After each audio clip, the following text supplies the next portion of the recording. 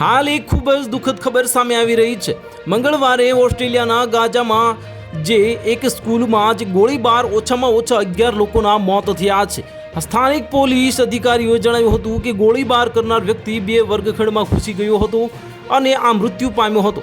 Car ફાયરિંગનો ભોગ બનેલા લોકોમાં વિદ્યાર્થીઓ, શિક્ષકો અને અન્ય લોકો પણ સામેલ છે। પોલીસે જણાવ્યું હતું કે સ્કૂલમાં ગોળીબારની ઘટના બાદ સુરક્ષા કડક કરવામાં આવી છે અને તમામ પાસોની જે તપાસ કરવામાં આવી રહી છે। શંકાસ્પદ હુમલાખોર એક વિદ્યાર્થી હોવાનું કહેવાયું છે, જેણે ગોળીબાર બાદ આત્મહત્યા પણ કરી હતી। તેનો મૃતદેહ સ્કૂલના બાથરૂમમાંથી મળી આવ્યો હતો અને ઓસ્ટ્રિયન ગૃહ મંત્રાલયે આ ઘટના પર દુઃખ વ્યક્ત કર્યું છે અને કહ્યું છે કે ગ્રેડ્સમાં જે ફેડરલ અપર સેકન્ડરી સ્કૂલમાં થયેલા હુમલામાં ઘણા લોકો માર્યા ગયા છે અને હાલમાં પોલીસ આ કેસમાં કાર્યવાહી કરી રહી છે।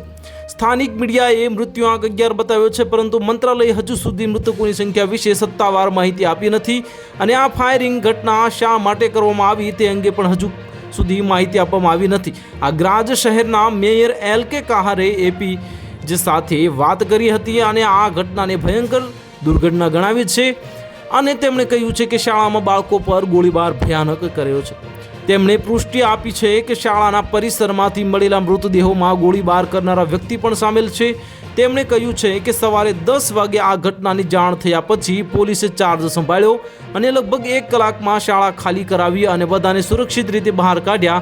હાલમાં પરિસ્થિતિ નિયંત્રણમાં છે અને ઓસ્ટ્રિયાના દક્ષિણ પૂર્વમાં સ્થિત ગ્રાઝ દેશનું બીજું સૌથી મોટું શહેર છે। તો હાલ માટે આટલું। જો મળીશું નવી અપડેટ સાથે। જો તમને અમારા વિડીયો પસંદ આવતા હોય તો વિડીયોને લાઇક કરી દેજો, ચેનલને સબસ્ક્રાઇબ કરી બાજુમાં આવેલા બેલ આઇકનને દબાવી દો, જેથી તમને આવા સમાચારની અપડેટ મળતી રહે।